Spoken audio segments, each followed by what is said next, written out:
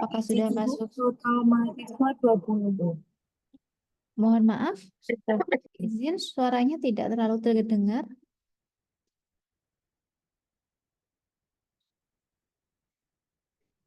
Sudah masuk semua, Bu, sepertinya Oh, karena sudah. mahasiswanya 20. Ya. Oke, baik. Mungkin saya mulai saja ya untuk materi hari ini.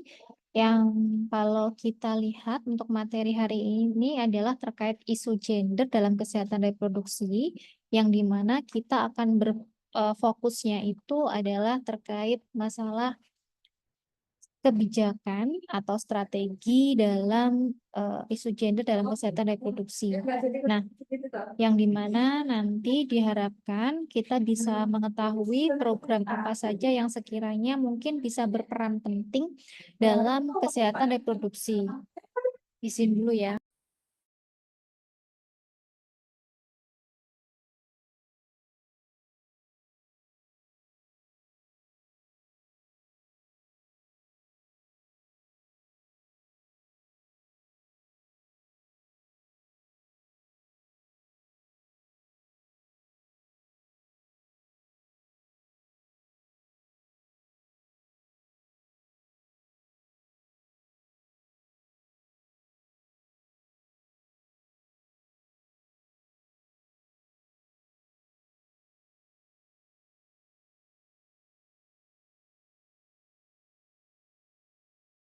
Mohon maaf, tadi saya jeda ya. Oke, jadi nanti kita akan membahas terkait masalah isu kesehatan reproduksi terkait gender, nanti di mana kita akan berfokusnya itu terkait masalah kebijakan dan apa saja. Yang kemarin mungkin dari teman-teman di sini semuanya sudah mencari terkait isu-isu apa saja dari remaja, anak perempuan, lansia, dewasa. Nah, yang dimana nanti untuk secara keseluruhan bakal dianalisis dan juga akan muncul kesimpulan dari kasus tersebut. Saya izin share dulu.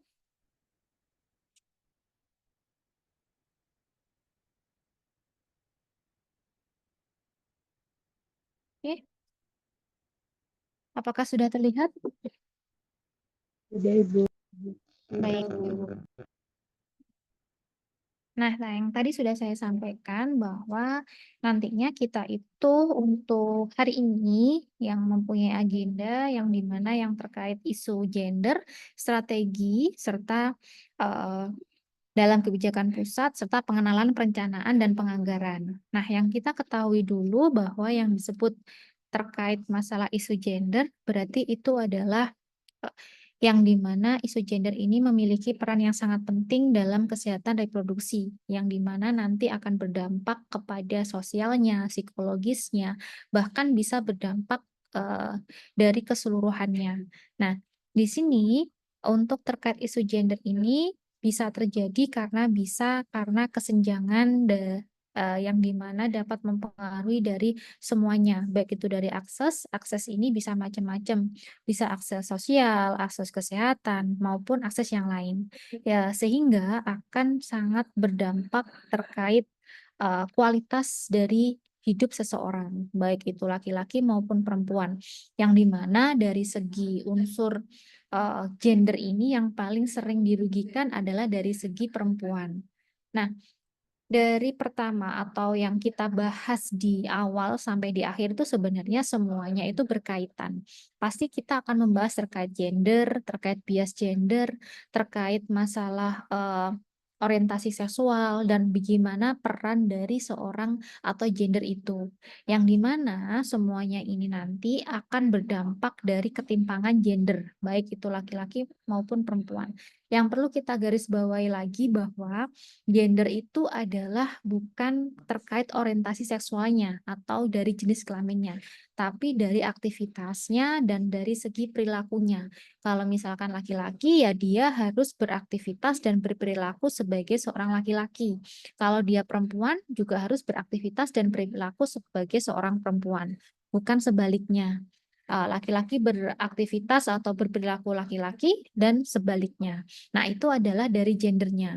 Kalau kita bicaranya adalah dari ketimpangan, berarti dari segi perilakunya, perilaku yang dimana atau kegiatan yang dimana akan merugikan salah satu gender ini. Nah, baru nanti kita kaitkan dengan orientasi seksualnya yang terkait dengan jenis kelaminnya. Yang sering sekali dikaitkan biasanya di sini adalah kurangnya pengakuan terhadap kebutuhan spesifik perempuan dan laki-laki. Biasanya kita akan memandang sebelah mata bahwa pekerjaan ini lebih baik pada laki-laki, perempuan ini lebih baik pada perempuan. Misalkan dalam hal mengurus anak, terus dalam mengurus rumah tangga, mengurus rumah, perempuan itu jauh lebih baik dibandingkan laki-laki. Padahal kalau misalkan kita ketahui kembali bahwa tugas di dalam rumah tangga itu adalah kerjaan bersama. Nah, di tempat kerja pun juga masih menjadi ketimpangan gender, yang dimana antara posisi laki-laki dan perempuan itu masih menjadi eh, pertimbangan yang dimana antara laki-laki dan perempuan itu belum sejajar. Nah, dari definisi isu gender sendiri, di mana dia adalah merupakan sebuah kondisi yang menunjukkan kesenjangan antara laki-laki dan perempuan, yang dimana kesenjangan ini bisa dicita-citakan dengan kondisi yang sebagaimana adanya atau objektif. Jadi antara laki-laki dan perempuan ini memang seharusnya dia itu mempunyai atau memiliki hak yang sama, tapi akhirnya dari segi manapun akhirnya kesenjangan, entah itu nanti dalam hal bekerja. Dalam hal bekerja dari segi gaji masih banyakkan yang laki-laki misalkan, atau dari segi promosinya lebih cepatan laki-laki. Itu kalau dari segi kerja. Kalau misalkan dari akses pelayanan kesehatan. Nah, biasanya kalau akses pelayanan kesehatan itu nanti dari segi kesehatan reproduksinya, seorang wanita itu masih malu dan juga mereka masih tidak mau memeriksakan dirinya. Nah, apalagi kalau untuk sekarang jenis-jenis penyakit untuk kesehatan reproduksi pada perempuan itu banyak sekali.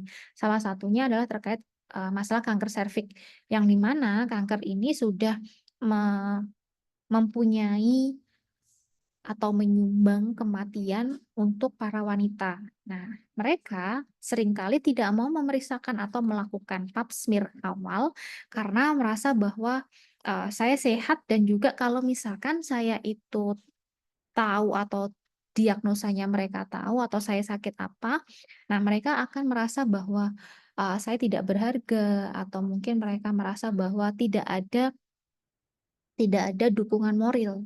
Nah, kasus kemarin yang ada di Tulungagung itu ada seorang wanita yang bunuh diri karena sudah memiliki diagnosa kanker serviks, sudah stadium 3, yang dimana dia ini memiliki anak sekitar 6 atau 7. Nah, padahal kalau kita ketahui indikasi seseorang terkena kanker serviks adalah salah satunya adalah melahirkan terlalu banyak, atau misalkan uh, dia proses persalinannya itu terlalu banyak. Nah, akhirnya karena merasa bebannya itu tinggi dari segi kesehatannya, terus dari segi layanan kesehatannya, terus dari segi beban moralnya, akhirnya bunuh diri. Nah, itu adalah salah satu juga contoh yang dimana bahwa perempuan itu kadang dari segi psikologisnya itu mereka masih perlu dukungan yang banyak. Nah, oke. Isu gender dalam kesehatan reproduksi yang pertama itu ada safe motherhood, yang dimana di sini lebih ditekankannya adalah dari angka kematian ibu dan anak. Jadi bagaimana safe motherhood ini nanti akan mempengaruhi kualitas hidup seseorang, atau kualitas yang dimana nanti akan mempengaruhi dari terjadinya angka kematian, baik itu ibu maupun bayinya. Nah, selanjutnya adalah family planning, atau lebih ke arahnya adalah keluarga berencana atau KB. Bagaimana nantinya dalam family planning ini suami istri itu bisa memberikan keputusan apakah nanti saya mengambil jenis KB apa yang cocok. Nah, selanjutnya ada kekerasan yang berbasis gender atau KBG, yang dimana nanti ada beberapa yang sangat nyumbang Indonesia yang dimana mereka itu bisa lebih ke arahnya bisa dari traumatis baik itu nanti psikologisnya atau bisa nanti berdampaknya adalah menyumbang angka kejadian penyakit reproduksi. Nah, selanjutnya ada infeksi menular seksual. Yang kita ketahui bahwa infeksi menular seksual ini masih menjadi permasalahan. Permasalahan karena memang sampai sekarang untuk kasus lebih dari HIV/AIDS-nya, khusus di HIV ya, itu masih banyak ataupun masih memang belum ada obatnya, sehingga kasus infeksi menular seksual ini masih menjadi pertimbangan dan juga menjadi perhatian kita bagaimana untuk pencegahan supaya tidak sampai terjadinya IMS.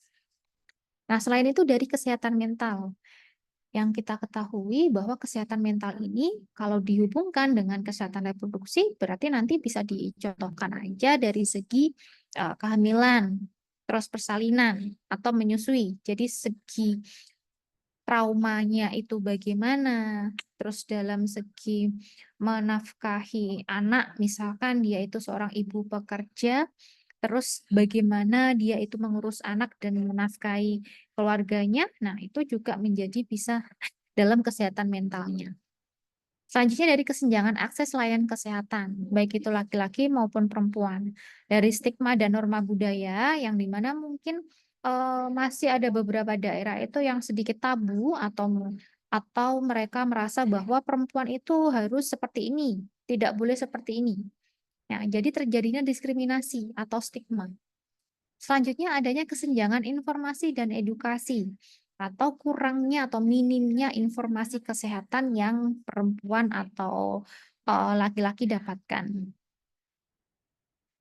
Selanjutnya adalah dari safe motherhood tadi ya, bahwa di sini kalau tadi yang sudah saya sampaikan bahwa memang dalam safe motherhood ini adalah lebih ke arahnya adalah penurunan atau jangan sampai terjadinya angka kematian ibu dan bayi. Karena kalau kita ketahui bahwa untuk angka kematian ibu memang kita itu targetnya 0, jangan sampai terjadi. Nah, di sini yang perlu kita ketahui kembali bahwa kejadian kematian ibu ini bisa terjadi pada saat ibu hamil atau pada saat ibu melahirkan.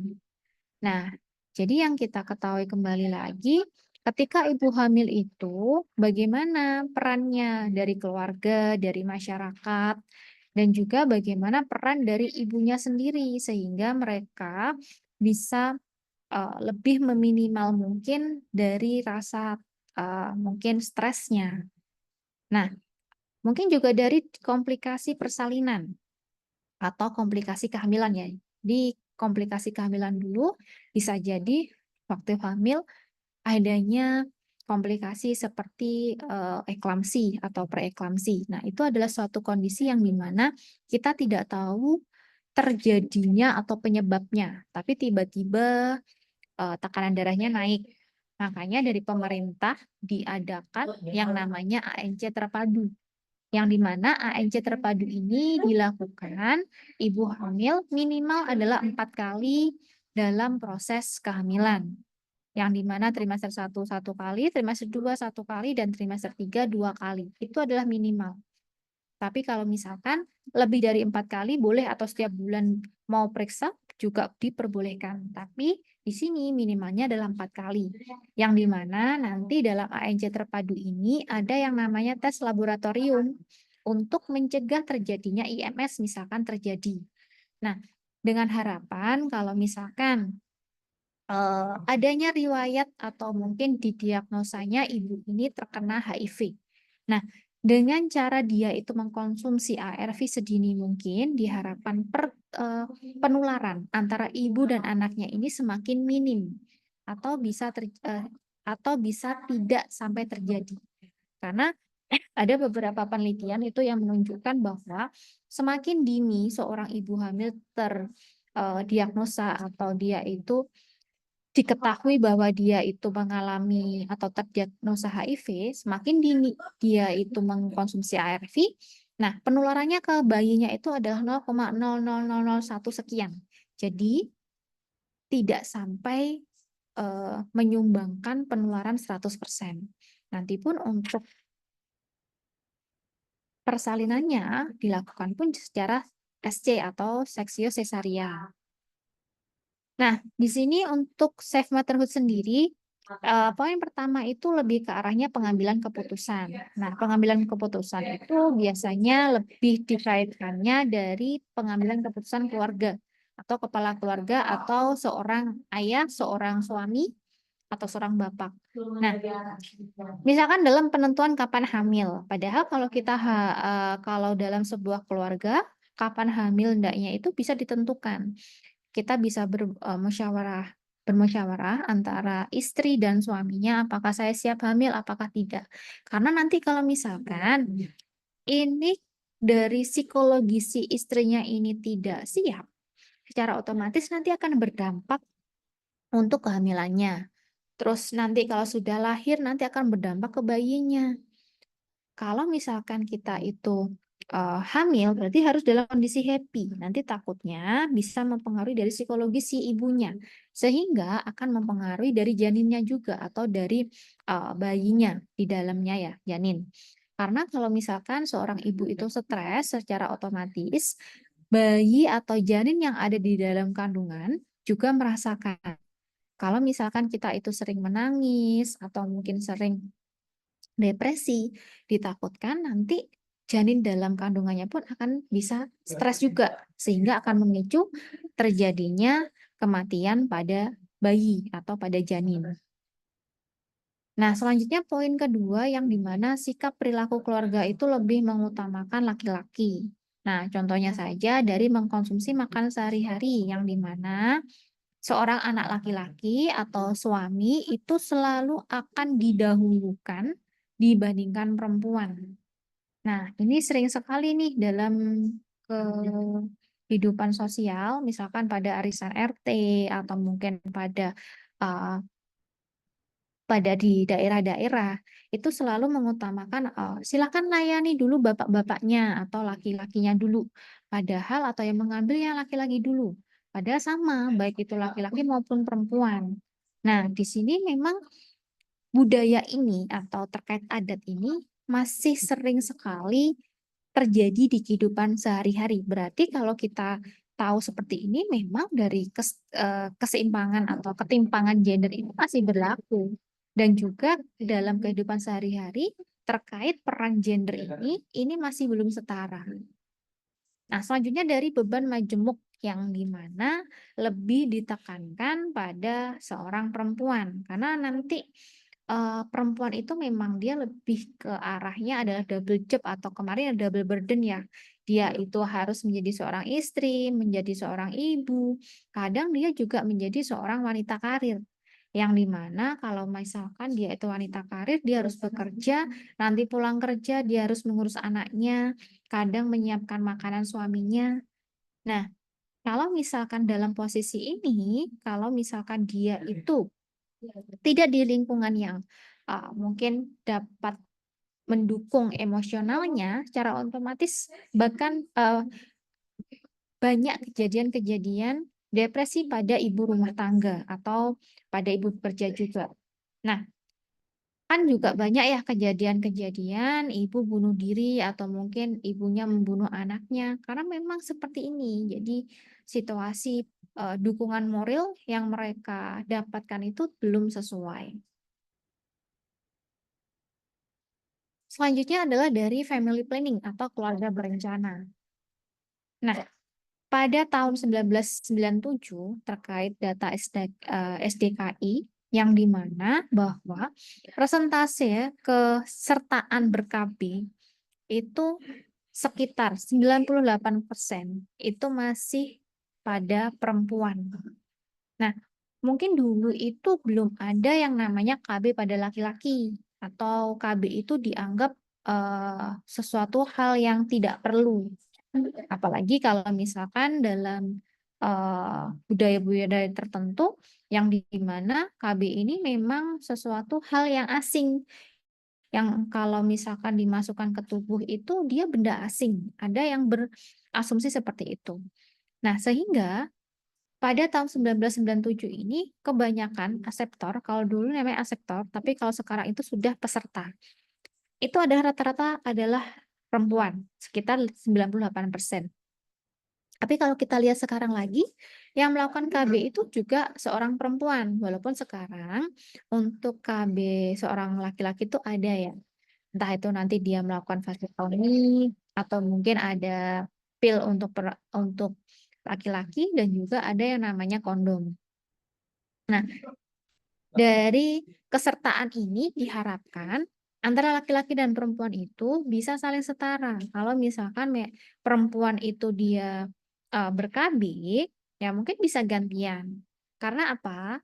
Dampak dari ber-KB itu juga macam-macam. Yang jelas akan mempengaruhi dari hormon. Sehingga bisa jadi tidak bisa menstruasi pada perempuan.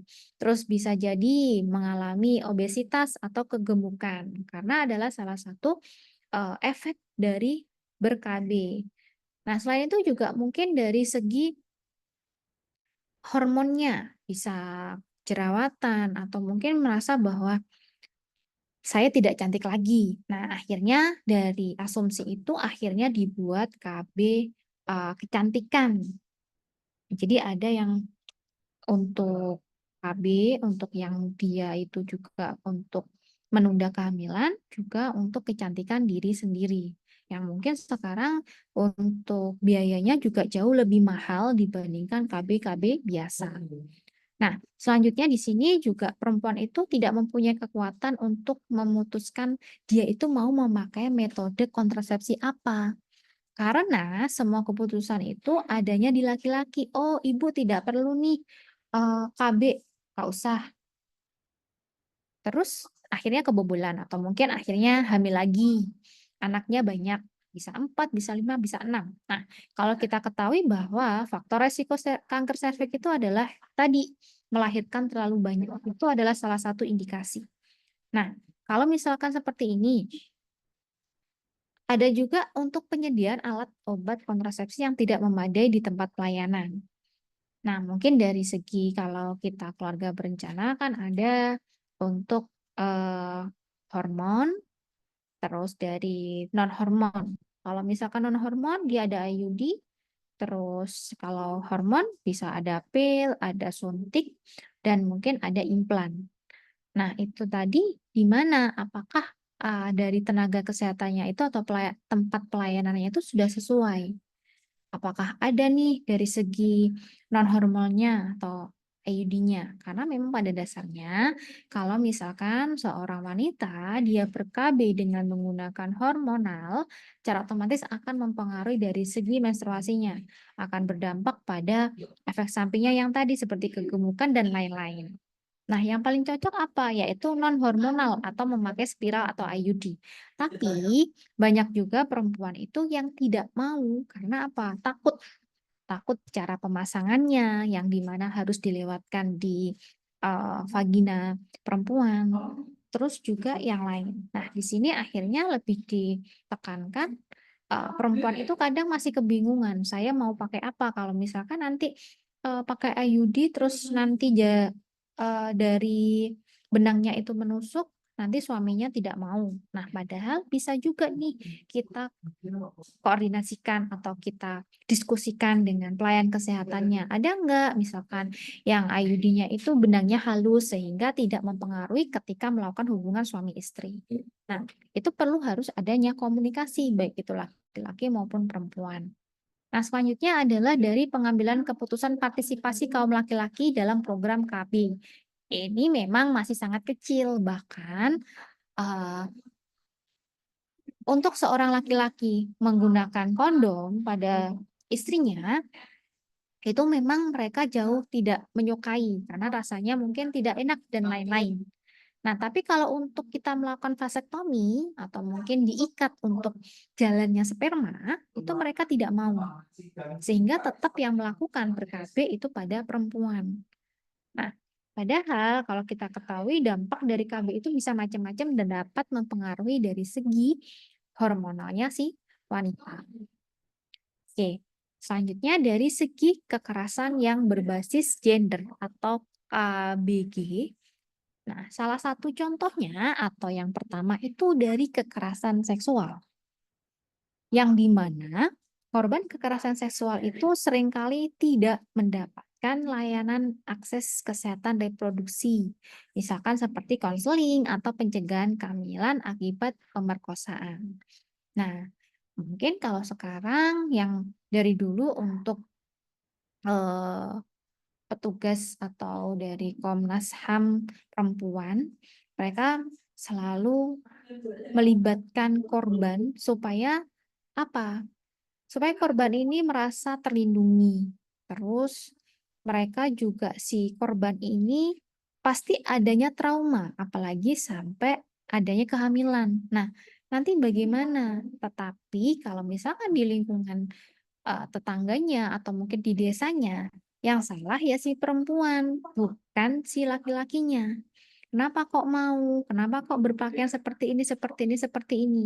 Bukan memberikan dukungan kepada korbannya, tetapi malah menghujat. Nah, itu yang sering terjadi. Sehingga traumatis yang dialami oleh korban kekerasan seksual itu sangat tinggi. Tidak mau misalkan dia sampai hamil, sampai mencoba bunuh diri. Ada lagi kasus yang dimana dia ingin sampai membunuh anaknya karena rasa trauma yang sangat tinggi. Nah, selanjutnya adalah dari perkawinan anak. Yang kita ketahui bahwa perkawinan anak di Indonesia itu adalah kita itu menyumbang peringkat keempat dari menurut UNICEF. Yang paling banyak itu adalah di Provinsi Sulawesi Barat, sekitar atau menyumbang angka 34,2%. Nah, berarti kalau misalkan seperti ini, angka pernikahan dini atau pernikahan anak itu masih tinggi di Indonesia, yang dimana pada saat pernikahan dini itu dampaknya sangat banyak, bisa mengalami komplikasi kehamilan, bahkan terjadinya kematian ibu dan janinnya. Karena apa? Karena kesehatan atau reproduksi anak dia itu masih belum siap. Yang seharusnya pada anak usia kurang dari 15 tahun, dia masih awal menstruasi, yang dimana kalau misalkan dia langsung dibuai dan langsung hamil, secara otomatis eh, untuk sistem reproduksinya itu belum maksimal. Bisa jadi akan terjadinya komplikasi kehamilan, bisa jadi terjadi perdarahan, ataupun yang lain. Nah, ketika dia melahirkan pun, nantinya bisa akan terjadinya penyulit kehamilan. Nah, sehingga dapat mengakibatkan kematian ibu maupun janinnya. Selanjutnya adalah dari mutilasi genital perempuan atau MGP, atau misalkan dalam eh, biasa disebut dengan female digital mutilation atau FGM. Kalau dalam bahasa Indonesia itu MGP, kalau dalam bahasa Inggris disebut dengan FGM. Yang dimana di sini FGM ini biasanya disebut dengan sunat pada anak perempuan. Nah, kalau kita ketahui lagi bahwa sunat pada anak perempuan ini masih dilakukan di beberapa daerah di Indonesia. Nah, di Indonesia sendiri terkait praktek FGM ini, kita itu menyumbang di peringkat ketiga setelah di Mesir dan Eropa. Kalau kita ketahui lagi bahwa FGM atau MGP ini merupakan salah satu diskriminasi pada perempuan karena alasannya melakukan FGM ini adalah mengendalikan hasrat seksual dari seorang perempuan. Nah, tujuannya adalah itu. Akhirnya terjadilah atau adanya diskriminasi pada perempuan dengan cara seperti ini. Padahal kalau kita ketahui bahwa kalau misalkan sampai terjadinya praktek dalam sunat pada anak perempuan, ini banyak sekali dampaknya. Dampaknya bisa terjadi ISK, bisa terjadi traumatis pada anak perempuan, dan juga mungkin dia akan mengalami gangguan ketika melakukan hubungan seksual kepada suaminya nanti, dia tidak ada hasrat apapun. Karena memang di sana dia seperti dipotong ya, bukan dipotong, mungkin digores atau mungkin diambil, itu tergantung dari apa yang tergantung dari budayanya. Nah, dari sini untuk kejadian MGP sendiri, kalau kita lihat dari WHO sendiri itu ada beberapa penelitian menunjukkan bahwa sekitar 1,4 miliar per tahun dana yang kita gunakan dalam UNICEF itu memang dikeluarkan untuk membiayai terkait kasus ini. Kasus ini bisa dari berbagai dampaknya. Jadi dilihat dari dampaknya. Dampaknya bagaimana, itu nanti dikeluarkan biaya untuk mengantisipasi tersebut. Nah, untuk MGP ini atau FGM ini kita peringati pada tanggal 6 Februari sebagai Hari Tanpa Toleransi Sunat pada Perempuan. Jadi setiap tanggal 6 Februari itu kita menjadi bahwa saya menentang terkait masalah sunat pada perempuan. Nah, selanjutnya adalah dari kesehatan mental. Untuk kesehatan mental sendiri yang tadi sempat saya sampaikan bahwa untuk kesehatan mental sendiri pada isu kesehatan mental ini lebih ke arahnya contohnya seperti depresi postpartum atau setelah melahirkan dan trauma akibat kekerasan berbasis gender yang dimana seringkali terabaikan dalam sistem layanan kesehatan reproduksi. Nah, yang tadi sempat saya sampaikan bahwa kalau misalkan kesehatan mental, khususnya pada ibu, bisa terjadi yang namanya depresi postpartum pada saat melahirkan. Ada juga dia itu depresi pada saat kehamilan. Atau juga bisa terjadi pada saat atau dia itu korban pemerkosaan. Nah, itu juga menjadi isu-isu yang perlu kita angkat. Yang dimana bagaimana sih kalau misalkan dalam depresi postpartum setelah melahirkan, bagaimana dukungan buat seorang ibu supaya nanti dia itu bisa menghargai dirinya atau bahkan dia itu merasa bahwa saya tidak cantik lagi setelah melahirkan. Itu masih banyak sekali ditemukan seperti itu. Jadi makanya untuk kesehatan mental ini khususnya pada perempuan itu sangat diperhatikan lagi dan juga didukung dengan bagaimana nantinya perempuan ini mendapatkan pelayanan akses yang memadai.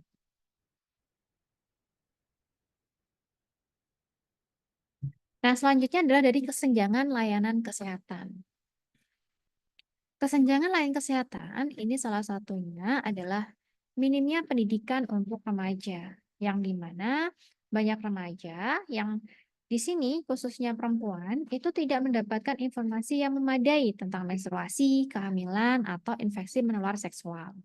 Nah, dari sini sekarang di pendidikan atau di anak SD atau mungkin ada beberapa yang dari sekolah swasta Islam, di sini dia sudah mulai mengenalkan terkait bagaimana proses menghargai dirinya, tidak boleh kalau misalkan antara laki-laki dan perempuan itu digabung, terus dari menstruasi, karena untuk menas yang kemarin saya sampaikan, menas pertama seorang menstruasi itu kalau dulu di usia bisa uh, SMP kelas 1, tapi sekarang sudah banyak SD yang mengalami menstruasi awal atau mens pertama.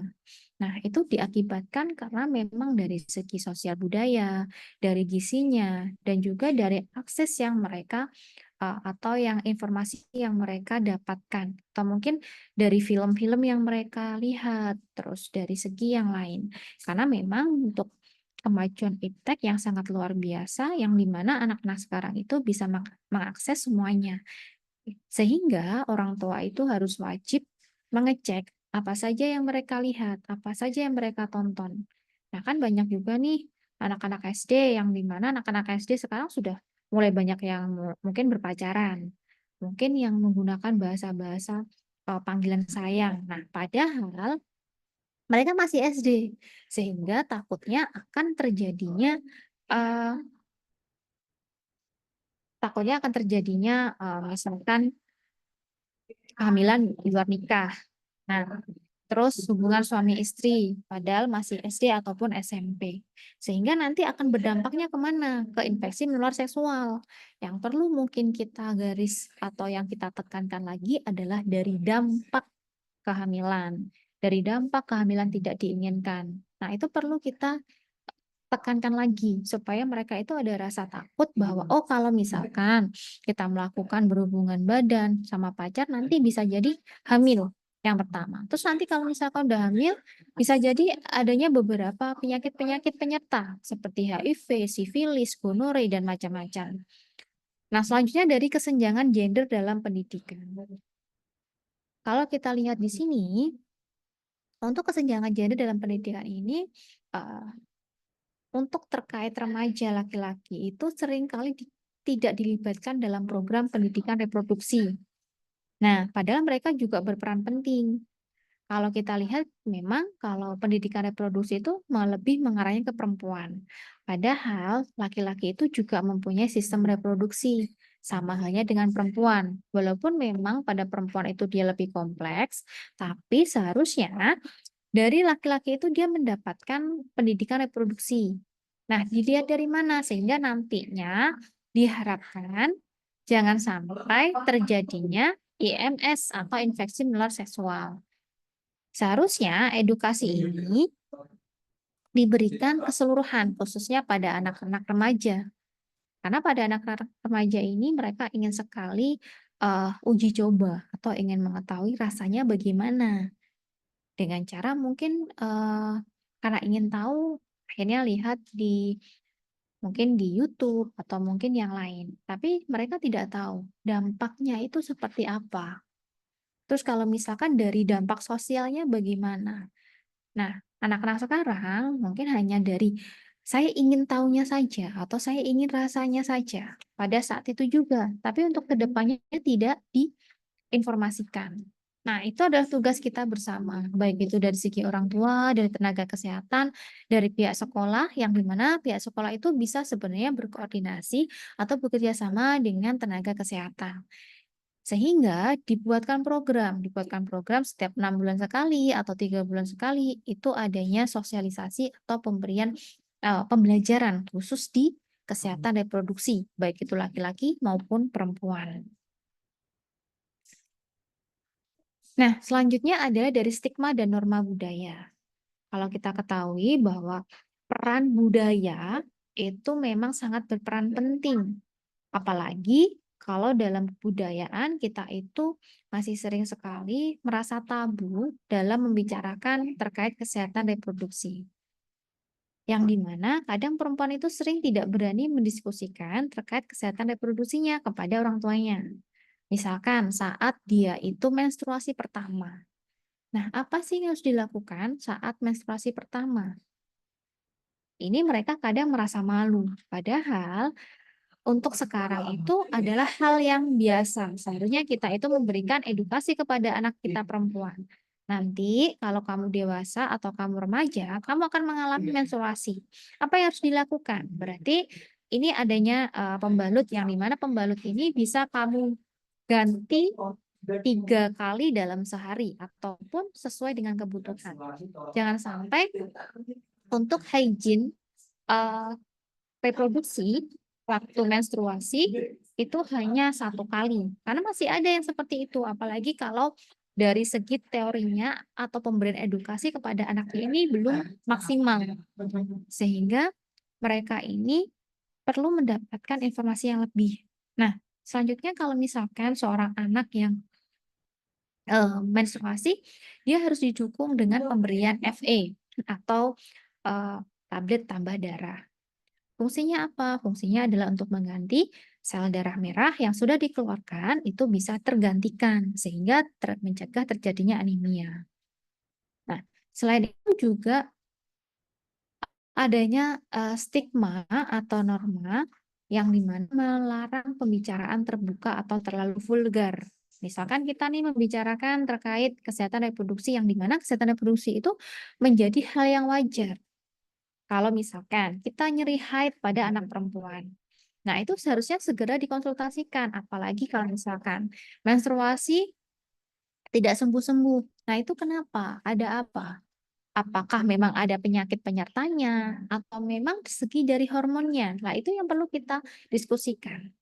Nah, selanjutnya kalau misalkan seorang perempuan dia tidak mens, misalkan sekarang mens 3 bulan lagi mens, terus 4 bulan lagi mens, lah itu kenapa? Nah, itu yang perlu kita ketahui karena bisa jadi ada penyakit penyertanya.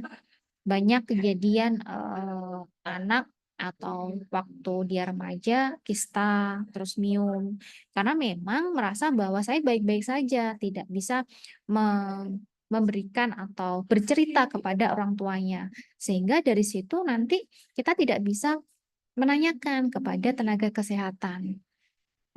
Karena apa? Karena memang dari norma kebudayaan atau diskriminasi terkait masalah pembicaraan ini masih sangat tabu. Selanjutnya adalah diskriminasi terhadap perempuan.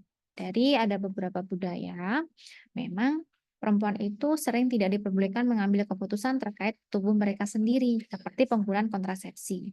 Yang tadi sempat saya sampaikan, apakah perempuan itu dia memakai kontrasepsi apa, baik itu hormonal maupun non-hormonal, itu adalah sebagai keputusan bersama. Nah, ada juga yang dimana tidak diperbolehkan ber-KB. Akhirnya setiap tahun melahirkan. Nah, itu juga uh, menjadi kesenjangan sehingga perempuan ini dia tidak memiliki hak untuk menyumbangkan suaranya.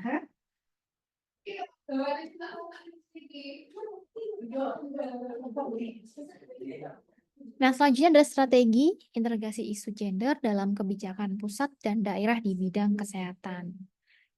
Nah, di sini pentingnya integrasi gender dalam kebijakan kesehatan itu adalah yang pertama adalah memastikan kesetaraan akses layanan kesehatan reproduksi.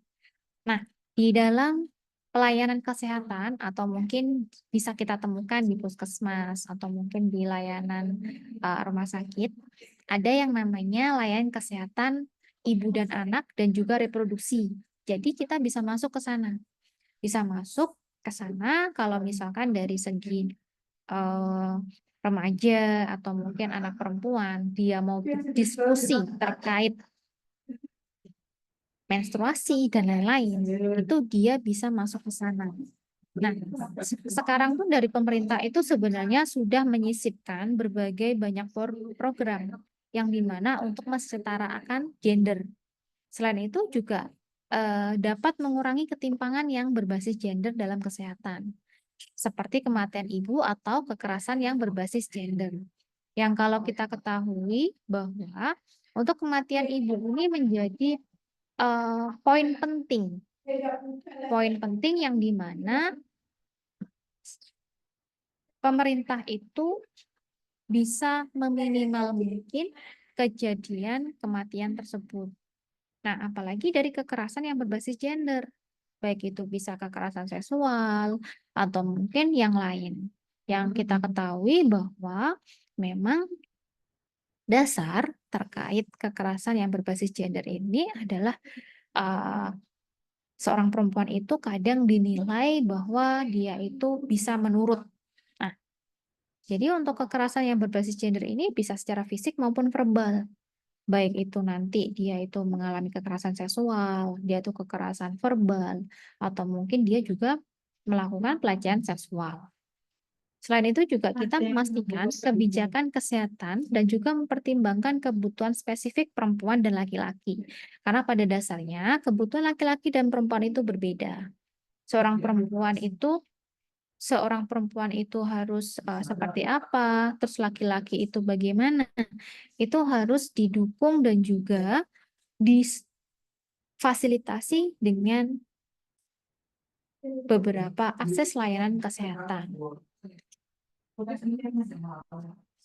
Nah, salah satu strategi dalam integrasi gender itu adalah yang namanya PUG yang kemarin kita sempat bahas, yang dimana pengaruh utamaan gender ini adalah nantinya akan mengintegrasikan perspektif gender dalam setiap tahapan kajian. Karena kalau kita ketahui lagi, PUG ini adalah sebuah kegiatan, bukan sebuah program. tapi kegiatan yang dimana dimulai dari perencanaan, implementasi, hingga evaluasi, sehingga dapat mengintervensi apakah program ini berjalan dengan baik atau tidak. Nah, makanya dalam pengaruh gender inilah akan membuat program yang sudah dikeluarkan pemerintah itu dia berjalan efektif atau tidak, khususnya dalam untuk kesetaraan gender atau penurunan kesetaraan gender ini. Selanjutnya adalah pengumpulan data terpilah gender. Kalau kita lihat, data kesehatan itu harus memuat terkait informasi yang berdasarkan jenis kelamin untuk mengidentifikasi kebutuhan yang berbeda. Karena pada dasarnya ada beberapa penelitian itu memang lebih mengarahnya kebutuhan seorang laki-laki, tapi bukan perempuan. Yang dimana perempuan itu juga harus memiliki kebutuhan-kebutuhan, misalkan dari segi layanan remaja, terus dari segi layanan kehamilan, dia harus memiliki. Selanjutnya dari pelatihan gender untuk pengambil kebijakan, yang dimana melatih para pemangku kepentingan untuk memahami pentingnya dalam perspektif gender. Yang kita ketahui sekarang untuk eh, pelatihan ya, khususnya untuk kesetaraan gender, ini sudah sangat banyak sekali. Dari ada beberapa daerah sudah membuat pelatihan-pelatihan pada kader-kader yang dimana kita itu juga ada yang namanya dari segi posyandu remaja atau mungkin dari prolanis ya. Yang dimana sekarang untuk prolanis sendiri memang tidak hanya pada lansia, tapi juga bisa pada usia-usia remaja 15, 16. Nah, nanti juga kita bisa lihat bagaimana sih dari segi penyakit penyerta dari remaja, ada atau tidak. Terus nanti bagaimana mereka dalam stigma dan sosialnya, budayanya. Itu merupakan salah satu program yang dimana bisa diambil dan juga dilatih untuk para kader. Selain itu juga peningkatan partisipasi perempuan yang dimana melibatkan perempuan itu dalam proses perencanaan dan serta pengambilan keputusan, khususnya di bidang kesehatan. Karena pada dasarnya memang rata-rata itu pemangku keputusan itu pada seorang laki-laki atau mungkin kalau dulu untuk di dalam kepala instansi atau mungkin kepala dinas rumah sakit, direktur rumah sakit, terus puskesmas, itu adalah seorang laki-laki. Nah, tapi untuk sekarang kita mulai untuk dilibatkan. Banyak juga yang kepala instansi rumah sakit atau mungkin di puskesmas itu adalah seorang perempuan. Nah, perempuan ini pun juga dia selalu up to date ilmu, tidak hanya eh, diam, duduk saja, atau mungkin hanya mendengarkan. Nah, tapi dari sini pun mereka juga mulai untuk selalu up to date ilmu, terus melakukan banyak pelatihan, sehingga skill mereka pun bertambah. Nah, ini ada beberapa contoh implementasi di daerah pusat dan di daerah yang dimana untuk di pusat itu dari Kementerian Kesehatan RI telah menetapkan kebijakan seperti pelayanan kesehatan ibu dan anak yang berbasis gender.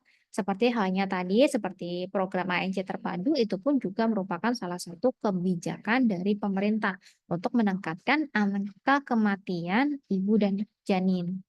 Terus dari daerah juga dari pemerintah daerah itu dapat mengembangkan program berbasis komunitas seperti posyandu yang memberikan pendidikan kesehatan reproduksi untuk perempuan dan laki-laki. Terus sekarang ada juga terkait program itu ya untuk supaya perempuan itu dia konsumsi tablet tambah darah. Nah, jadi ada aplikasinya yang dimana diberikan kepada sekolah-sekolah, baik itu SMP atau SMA. Tujuannya apa? Tujuannya adalah seorang perempuan atau remaja itu mau mengkonsumsi yang namanya tablet tambah darah. Karena pentingnya meminum tablet tambah darah pada saat menstruasi. Nah, itu menjadi program juga yang dimana tapi terkendalanya adalah banyak anak-anak itu tidak mengisi aplikasi tersebut sehingga pelaporannya pun tidak maksimal. Nah, selanjutnya ada yang disebut dengan PPRG atau pengenalan, perencanaan, dan penganggaran responsif gender. Apa itu PPRG? PPRG itu merupakan sebuah pendekatan yang memastikan perencanaan program dan alokasi anggaran terkait kebutuhan yang berbeda itu berdasarkan gender. Jadi tujuannya adalah untuk menciptakan kesetaraan dan keadilan dalam pelayanan publik, termasuk dalam kesehatan reproduksi. Jadi diharapkan dalam PPRG ini semuanya itu bisa setara dan bisa adil antara laki-laki dan perempuan. Dalam PPRG ini ada beberapa langkah-langkah implementasinya. Salah satunya adalah dari analisis gender. Kalau kita ketahui, kalau kita lihat dari analisis gendernya, berarti adalah mengidentifikasi masalah dan kebutuhan yang berbasis gender untuk kesehatan reproduksinya. Karena pada dasarnya memang kesehatan reproduksi antara laki-laki dan perempuan dia mempunyai kebutuhan yang berbeda. Nah, di sini akhirnya dianalisis bagaimana sih peran seorang perempuan, terus peran seorang laki-laki, apa yang mereka butuhkan. Itu dianalisis di setiap daerah sehingga nanti bisa dibuat sebuah eh, kegiatan atau mungkin sebuah program yang dapat dilakukan di dalam masyarakat. Nah, bisa jadi program dalam sekolah. Salah satunya tadi untuk pemberian eh, edukasi atau aplikasi terkait pengisian aplikasi terkait minum darah minum FE atau penambah darah itu merupakan suatu analisis gendernya. Kebutuhannya itu apa? Selanjutnya, setelah analisis gender, itu ada perencanaan program. Untuk perencanaan program ini adalah menyusun program kesehatan reproduksi yang mendukung dari kesetaraan gender, misalkan seperti kontrasepsi yang setara antara laki-laki dan perempuan. Jadi, seorang laki-laki pun juga dia bisa melakukan kontrasepsi, baik itu nanti dia memakai kondom, entah itu vasektomi, entah itu memakai yang lain. Jadi harus setara. Jadi tidak hanya seorang perempuan saja yang untuk kontrasepsinya, tapi seorang pria pun atau laki-laki dia juga bisa. Nah, selanjutnya adalah dari penganggaran responsif gender, yang dimana dia di sini adalah mengalokasikan dana untuk program-program yang bertujuan mengurangi ketimpangan gender. Nah, ketimpangan gender ini bisa bervariasi. Nah, contohnya atau masuknya dalam segi kegiatannya. Jadi nanti bagaimana kita itu memberikan alokasi dana sesuai dengan kebutuhan. Nah, selanjutnya dari monitoring dan evaluasi. Pasti suatu program atau kegiatan itu ada yang namanya MONEF atau monitoring dan evaluasi. Yang dimana atau diharapkan MONEF ini akan memberikan sebuah temuan baru sehingga adanya tindak lanjut. Nah, di dalam monitoring evaluasi ini pun nantinya perlu adanya tindak lanjut yang efektif sehingga program atau kegiatan yang dimana yang sudah berjalan itu bisa dievaluasi. Dari program ini mungkin yang kurang efektif apa? Akhirnya bisa dieliminasi dan diganti dengan yang lain sesuai dengan kebutuhan. Nah, contoh program dalam kesehatan dengan PPRG itu adalah salah satunya kampanye kesadaran kesehatan reproduksi. Misalkan menargetkan kelompok rentan, jadi rentan itu bisa dari ibu hamil, bisa anak kecil, balita, terus ibu hamil, terus lansia, itu merupakan kelompok-kelompok yang rentan, yang dimana seperti remaja di perempuan di daerah yang terpencil, mereka belum adanya eh, pemberian edukasi terkait kesehatan reproduksi. Akhirnya kita gebrakkan kampanye kesadaran. Nah, salah satunya juga dari kontrasepsi tadi, untuk sekarang mungkin ada beberapa yang sudah tercover dengan pemerintah. Atau pemerintah itu sudah memberikan KB gratis seperti Safari, yaitu pemberian untuk implan, jadi bareng-bareng dilakukan pemasangan implan itu pun juga gratis. Terus untuk pemasangan IUD pun kalau misalkan kita pasang di tempat pelayanan kesehatan itu ada yang beberapa gratis. Nah, itu adalah merupakan salah satu bentuk dari kebijakan pemerintah untuk mendukung kesetaraan gender. Selanjutnya adanya pelatihan tenaga kesehatan. Untuk pelatihan tenaga kesehatan ini adalah meningkatkan kapasitas tenaga kesehatan dalam memberikan layanan yang ramah gender. Karena kalau misalkan kita ada beberapa, kalau kita berada di dalam rumah sakit atau mungkin di instansi yang lain, itu mungkin kurang ramah dalam melayani. Nah, ini pun juga diadakan pelatihan. Karena apa? Nantinya akan meningkatkan kualitas dari instansi tersebut. Dengan kita itu memberikan pelatihan kepada SDM, diharapkan SDM itu akan semakin lebih baik lagi. Selanjutnya dilihat dari subsidi layanan kesehatan. Untuk subsidi layanan kesehatan, dia lebih mengalokasikan anggaran untuk memastikan layanan kesehatan reproduksi itu terjangkau untuk semua gender. Jadi, jangan sampai salah sasaran, hanya laki-laki saja ataupun hanya perempuan. Nah, ini ada beberapa studi kasus, yang dimana studi kasus pertama itu adalah layanan KB yang responsif gender di Indonesia. Yang tadi bahwa kita itu melibatkan laki-laki dalam program ber-KB melalui promosi vasektomi yang aman, karena memang yang cocok untuk laki-laki itu adalah vasektomi. Jadi tidak hanya pada perempuan saja yang ber-KB. Terus peningkatan akses perempuan ke kontrasepsi jangka panjang dengan biaya terjangkau.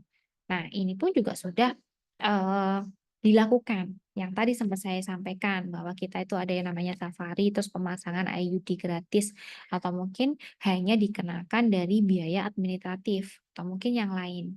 Nah, jadi pada dasarnya, pada studi kasus yang pertama terkait KB ini, mungkin dari kedua kasus ini atau ini sudah dilakukan, tinggal dievaluasi bagaimana peminatnya dari mungkin dari KB gratis atau yang terjangkau ini apakah banyak atau tidak. Karena banyak juga yang merasa bahwa, "Oh, saya punya uang nih, saya tidak mau, saya tak yang lain." Tapi belum tentu kalau misalkan yang berpendapat seperti itu. Nah, untuk kasus yang kedua adalah dari pencegahan perkawinan anak di Indonesia Timur. Karena memang pada dasarnya yang tadi sempat saya sampaikan bahwa daerah yang paling banyak terkait perkawinan anak itu adalah daerah Sulawesi Barat. Yang dimana kita itu memang dari peringkat itu kita keempat, yang paling banyak ada di Sulawesi Barat. Yang kedua ada Kalimantan Selatan, Kalimantan Tengah, Kalimantan Barat, serta Sulawesi Tengah. Itu adalah 5 provinsi yang paling banyak melakukan pernikahan anak atau pernikahan dini. Nah, nantinya bagaimana? Jadi melalui pendidikan reproduksi yang melibatkan remaja laki-laki dan perempuan. Tapi tidak hanya laki-laki dan perempuan, tapi juga dari orang tuanya. Karena biasanya perkawinan itu muncul karena adanya adat istiadat atau dari kebudayaan. Jadi, sebelum mereka beranjak dewasa, mereka sudah diikatkan atau sudah dinikahkan. Selanjutnya dari peningkatan peran tokoh masyarakat dalam mengadvokasi perhentian perkawinan anak. Yang kita pegang itu adalah tokoh atau ulama yang mungkin sekiranya dipercaya orang-orang. Kalau misalkan kita memberikan edukasi langsung kepada mereka, mungkin tidak akan didengar. Tapi kalau kita mendekatinya itu dari segi tokoh masyarakatnya atau ulamanya, itu pasti mereka akan mau mendengarkan. Nah, itu adalah juga menjadi salah satu peran kita sebagai tenaga kesehatan masyarakat memberikan edukasi kepada tokoh masyarakat.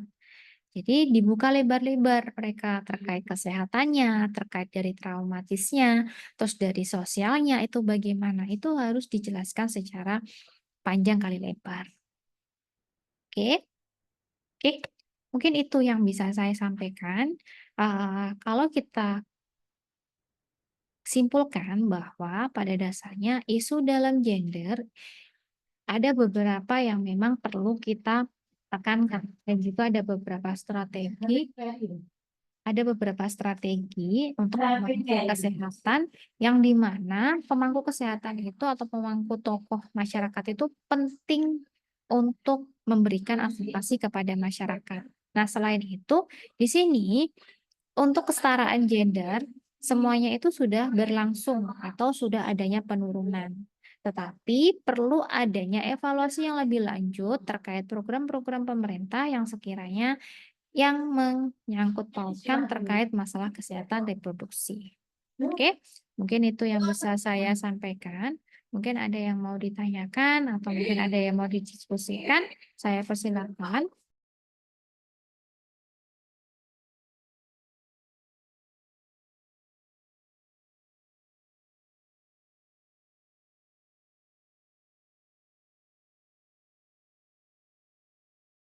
Oke, mungkin ada yang mau ditanyakan atau mau didiskusikan, saya persilahkan.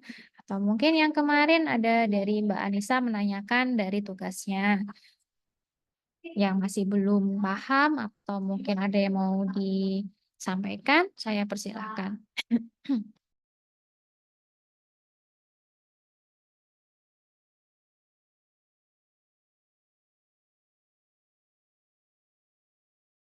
Permisi. Oke, monggo.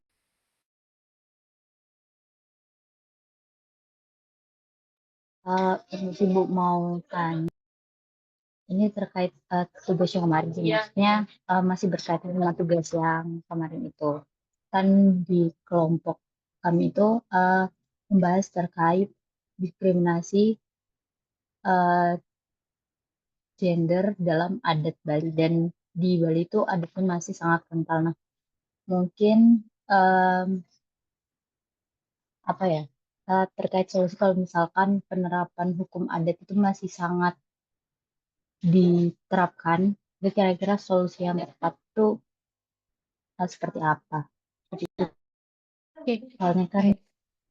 Gimana, monggo? iya Bu, begitu. Terima kasih. Oke, jadi terkait masalah solusinya ya. Oke, nanti kalau misalkan masalah solusinya, jadi nanti dari segi kesehatan atau mungkin dari kita itu dilihat dari struktur kesehatannya itu bagaimana. Kan ada beberapa mungkin dari program-program pemerintah yang terkait masalah tersebut. Nah, itu bagaimana dari sudut pandangnya. Nah, itu yang perlu kita ulas kembali seperti itu.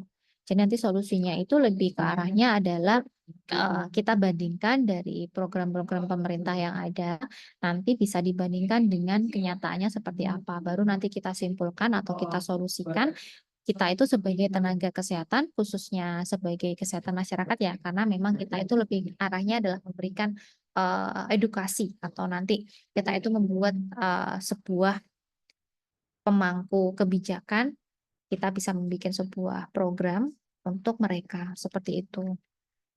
Nanti diharapkan kalau misalkan nih kan dari Bali ya, dari Bali masih kental. Nah, itu nanti bagaimana kalau misalkan dari sudut pandang kelompoknya Mbak Dewi ya, itu seperti apa? Nanti seperti itu. Baik Bu, terima kasih Bu. Oke, mungkin ada yang lain atau mungkin ada yang mau diskusikan, saya silahkan.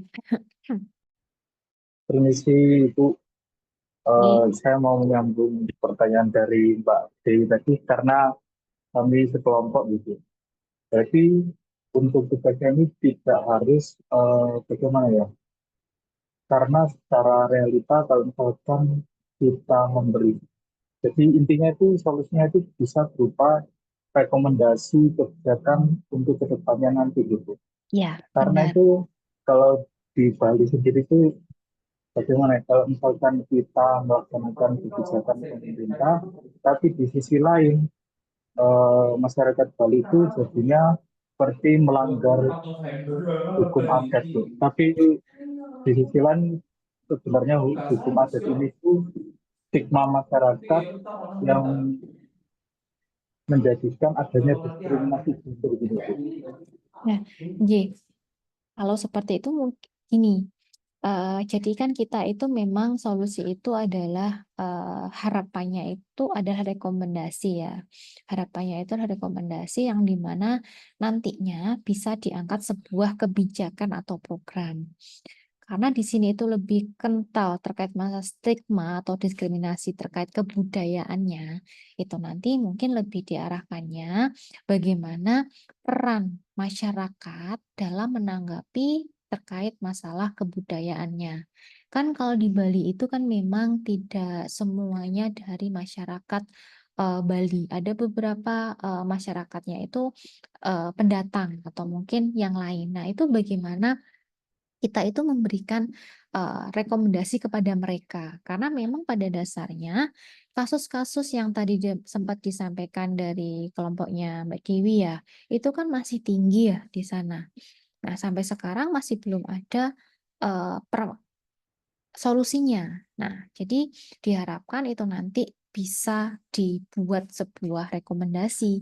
Nanti diharapkan di akhir teman-teman di sini itu nanti bisa membuat rekomendasi dan bisa diupload untuk rekomendasi tersebut. Kalau misalkan di sosial media atau di Google, nanti bisa jadi dibaca. Kan tujuannya seperti itu kemarin untuk pemberian tugas ini. Seperti itu.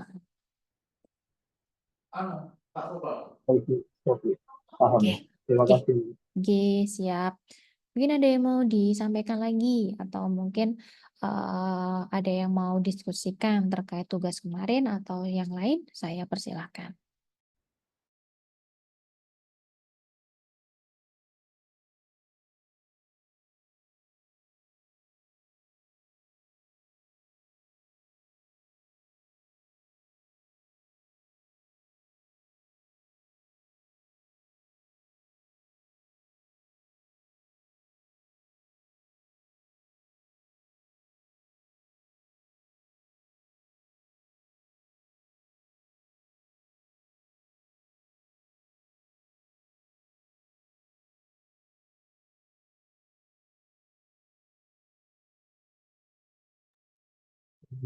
Saya mau bertanya lagi untuk Oke, monggo. penugasannya ini formatnya berupa apa gitu?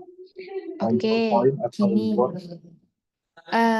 Mungkin yang karena kan seharusnya ini kan saya samakan ya sama yang reguler. Kalau reguler itu kemarin mereka presentasi dalam bentuk kertas manila. Jadi mereka memberikan program mereka, rekomendasi mereka itu di kertas manila terus divariasi.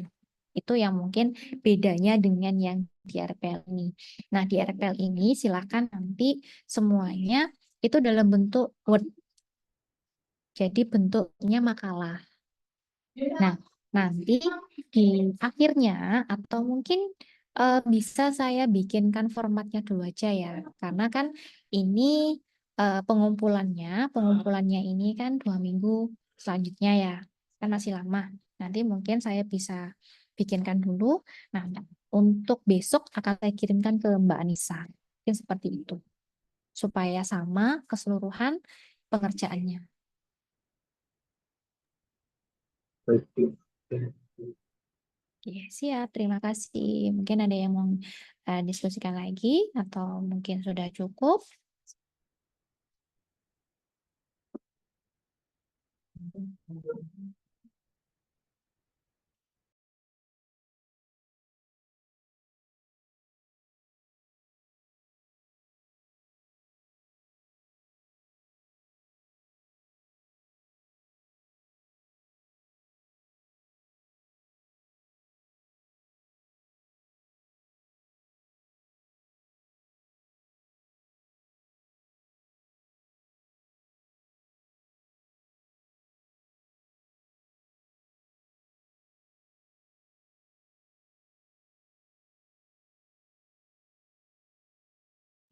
Baik, mungkin kalau belum ada yang bertanya atau belum ada yang diskusikan, untuk sore hari mungkin bisa saya akhiri dulu.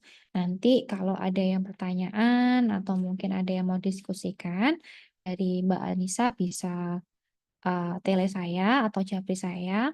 Mohon maaf kalau misalkan dalam proses pembalasan itu kadang agak slow respon atau mungkin agak lama karena ada beberapa mungkin ketumpuk dan lain-lain. Saya mohon maaf sebelumnya ya untuk Mbak Anissa ya. Seperti itu. Jadi untuk sore hari ini mungkin saya akhiri dulu. Jadi untuk pertemuan minggu depan bisa menghubungi Bu Ratna. Jika belum tahu kontaknya, nanti Mbak Anissa bisa konfirmasi ke saya. Nanti akan saya berikan kontaknya ke Mbak Anissa. Oke, itu dulu. Untuk sore hari ini mungkin saya rasa sudah cukup dan semoga bermanfaat. Terima kasih waktunya. Mohon maaf jika ada salah kata. Sehat selalu untuk kita semua dan selamat beraktivitas kembali. Terima kasih. Sekian. Assalamualaikum warahmatullahi wabarakatuh dan selamat sore. Izin live nggih. Terima kasih, Nggih, Bu. terima kasih. Terima kasih Bu. Terima kasih Bu. Terima kasih, Bu.